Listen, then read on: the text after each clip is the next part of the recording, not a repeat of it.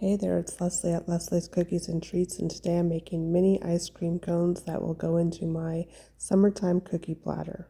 So I'm using a 15-second royal icing flood consistency icing here, and I'm just going to outline the cone and make the crisscrosses that you see on ice cream cones. Once I'm done with the lines, I'll let them dry completely.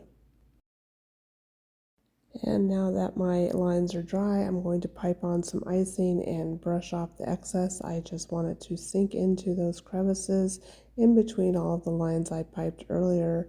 I don't really want it to have any volume. I just want it to cover that area and cover the lines that I made.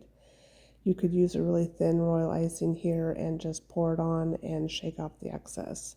I let that icing dry, and now I'm going to go ahead and pipe in the top part of my ice cream cone and add some sprinkles. I let the top of the ice cream dry for about 5 minutes, and now I'm piping in the middle layer, and I'll let that dry for 5 minutes again after adding some sprinkles, of course. And finally, I'll pipe in this bottom layer and add a couple of drips, and then our little ice cream cone will be done. Ice cream in any form is great for this summer, and it looks super cute as the second layer in this platter. The links for how to make all of the cookies in the platter are in the description.